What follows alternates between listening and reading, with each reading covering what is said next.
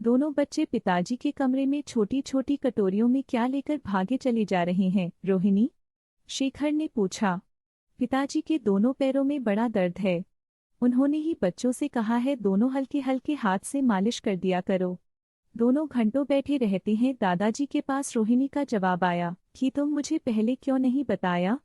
आज ही अपॉइंटमेंट ले लेता हूँ डॉक्टर से, कहते हुए शेखर ने पिताजी के कमरे के पर्दे की आड़ से जाकर देखा। उसके दोनों बेटे शुभम और रोहन दादाजी को घेरे बैठे हुए थे। पता नहीं दादा पोतों में कौन सी ऐसी गंभीर चर्चा हो रही थी। 8-10 मिनट शेखर बाहर ही खड़ा रहा। तुम दोनों मिलकर दादाजी को परेशान तो नहीं कर रहे हो? कहते हुए जैसे ही शेखर अंदर आया, बच्चे ये कहते हुए उठ भागे, पापा अब आप दादाजी के पास बैठो, हम थोड़ी देर वीडियो गेम खेल कर आते हैं।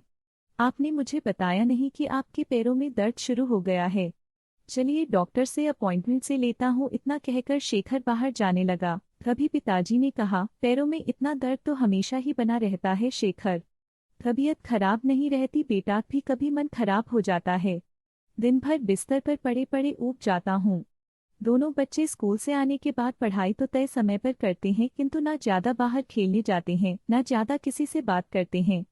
दिन भर मोबाइल और टीवी में व्यस्त रहते हैं। इसीलिए मैंने यह नया बहाना बना लिया है। एक दिन मैंने उनके सामने झूठ मूठ का अभिनय किया कि मेरे पैरों में बहुत दर्द है। दोनों बच्चे इतने प्यारे और मासूम हैं कि तुरंत उन्होंने कहा, दादाजी अब आप कैसे ठीक होंगे? मैंने कहा, जब तुम दोनों थोड़ी देर मेरे साथ बैठोगे और तेल की मालिश करोगे तभी मेरा दर्द ठीक होगा। उसी दिन से दोनों टीवी मोबाइल छोड़कर मेरे पास आकर बैठ जाते हैं। मैं दोनों को बातों में लगा लेता हूँ, तेल की कटोरी अलग रख देता हूँ, कहानी किस्से सुनाता हूँ, रामायण के पाठ सुना देता हूँ। कभी कभी जितनी उनकी बुद्धि है उतनी ज्ञान की बातें भी कह देता हूँ। संस्कार ऐसे ही तो बोए जाते हैं बचपन में, और फिर मेरा समय भी बहुत अच्छे से कट जाता है।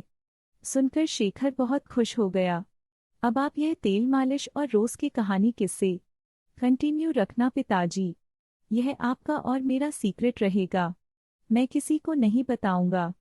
शेखर को कमरे से बाहर जाते हुए देखकर पिताजी ने कहा, शेखर क्या यह अभिनय मुझे तुम्हारे सामने भी करना पड़ेगा बेटा? मैं जानता हूँ कि तुम अपने कार्य में बहुत व्यस्त रहते हो, पर ज्यादा नहीं तो थोड़ी देर ही मेरे साथ बैठ जाया करो, ठीक है पिताजी? मैं भी सरसों का तेल ले आऊं? शेखर की बात सुनकर पिताजी मुस्कुरा उठे। नहीं बेटा, बस तुम्हारे बैठने से ही मेरा मन खुश हो जाएगा।